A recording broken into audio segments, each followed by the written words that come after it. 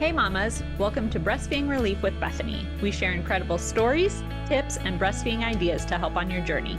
I'm your host, Bethany Laverne, a lactation consultant and speech therapist who helps mamas with breastfeeding.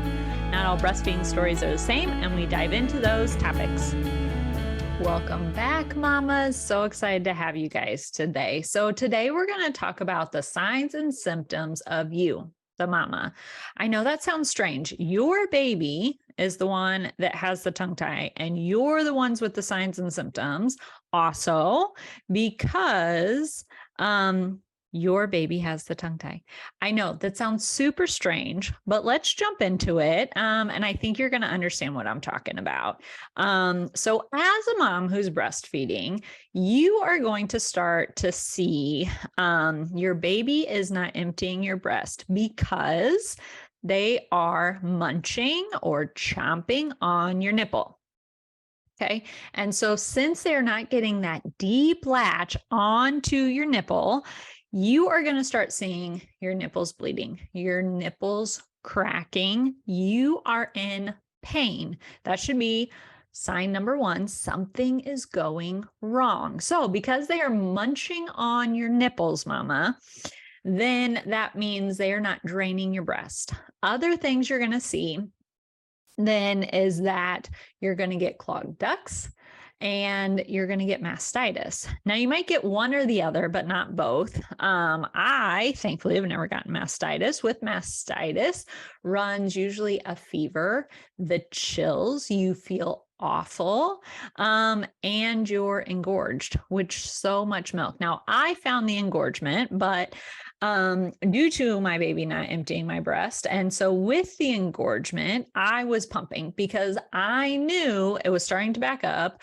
My breasts were hard as rock and my baby was not emptying me. So I knew I needed to start pumping. So I quickly got a huge freezer stash, which was not my goal at all, because I was still being a stay-at-home mom at the time, thankfully. That changed very quickly in 12 weeks, and I did go back to work. That's another story for another day. But if you're pumping, then to drain your breast, so my body knew that it still needed to get enough or make enough milk, right? It's all about supply and demand. This is something I cannot preach enough. Your body will know how much milk to make off of how much milk your baby's taking on. So if they are not getting out enough milk, your body will say, I don't need to make 5 ounces. They're only getting 2 ounces, right? And so I wanted to make sure I was still producing enough milk and not having to slide backwards and increase my milk supply. And so I was pumping and then I was saving it, which was absolutely fantastic because we ended up needing it very quickly. With the plugged ducts, or also getting, just so much extra milk, we have to be draining that off.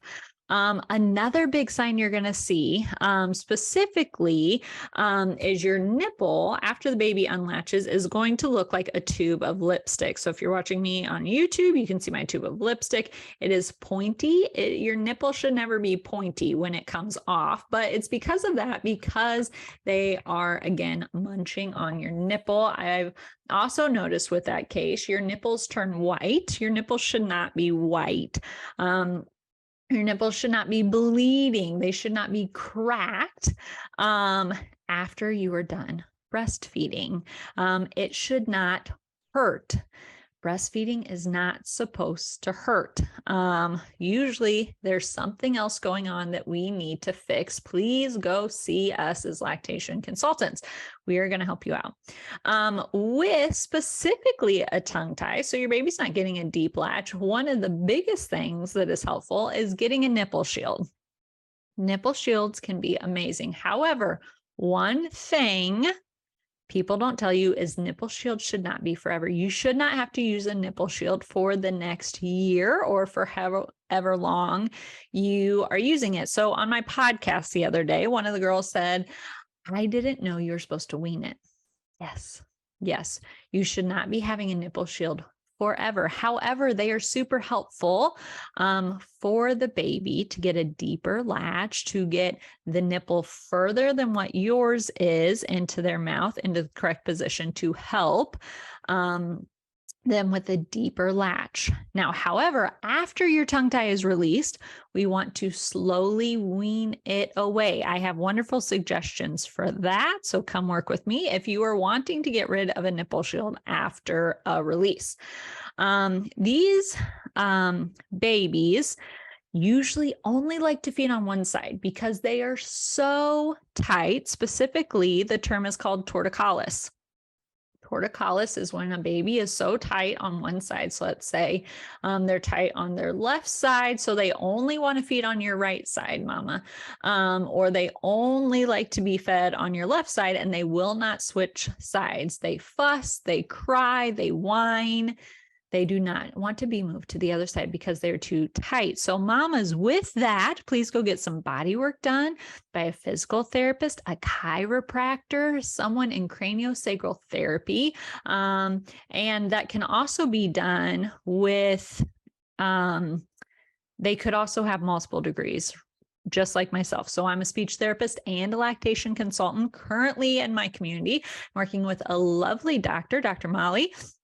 And she is a chiropractor and a craniosacral therapist. She is working with these tongue-tied babies, releasing the baby's tension. You are going to start seeing some wonderful, I just lost my word. I'm so sorry. Wonderful results. That's what I wanted. You will start seeing the baby on both sides. And so, mama, you are not going to have to always pump one breast. Which is so hard anyways, if we're breastfeeding and pumping a single breast. Is your baby extended feeds over 30 minutes? Are you seeing over 30 minutes? So that means they are not emptying your breast quick enough. We aren't in a race, right? But I felt like my babies usually emptied each side in about 10 minutes. So a nursing session should take about 20 minutes, maybe a little bit less, sometimes a little bit more. But if we're going 30, 40, 50, 60 minutes, I had a mom say the other day, I'm feeding every 60 minutes, taking half an hour break, feeding every 60 minutes. So they are not emptying your breast quick enough. They aren't being efficient, is what I like to say. Compromised milk supply. So again, going back to that supply and demand that we talk about.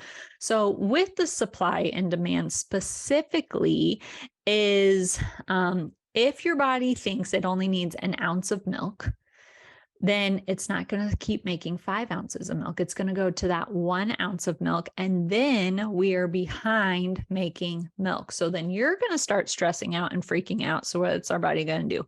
Make less milk if we're stressed, right? Moving on, you might see thrush. So thrush is white.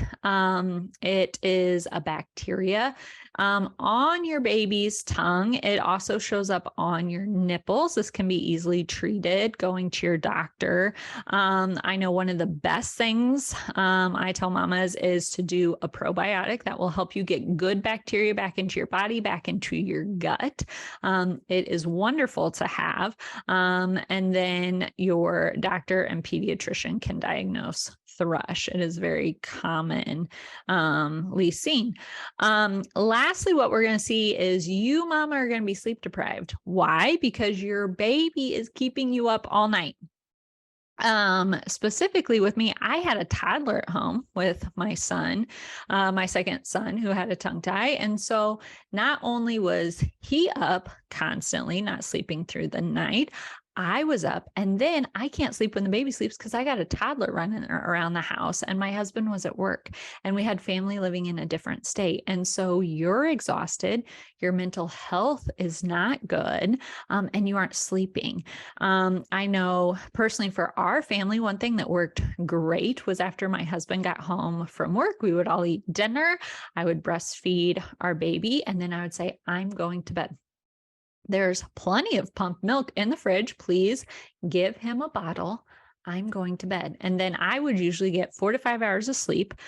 He would feed the baby. And of course, he didn't want to eat right away, that every 1 hour, because he was actually getting more milk from the bottle than he was from me because he was not draining my breast appropriately. So mamas, please remember to take care of yourself and your mental health too. And it's okay to ask for help. I know that's hard. I personally had problems asking for help. My second son was born during the pandemic, so there wasn't a lot of help to be had because nobody was going to work or nobody wanted to come to your house because they're afraid they would get COVID specifically, and everyone was at home trying to be safe. But it's so nice if you can have a friend come over, an aunt, a mom, a grandma, come over and help watch the baby for a bit, and you go to bed and have some of that pumped milk in the fridge. And guess what? If you don't have mother milk, grab formula. I know at my pediatric doctor, they always have samples. Just ask for a sample and ask for, do you have 3 different kinds? Because your baby may not like one kind, but it might like a different kind. And guess what? It's okay to give yourself permission to give your baby some formula to help you out. One of my biggest tips is at night when everyone's hangry and tired, please ask for help from your spouse.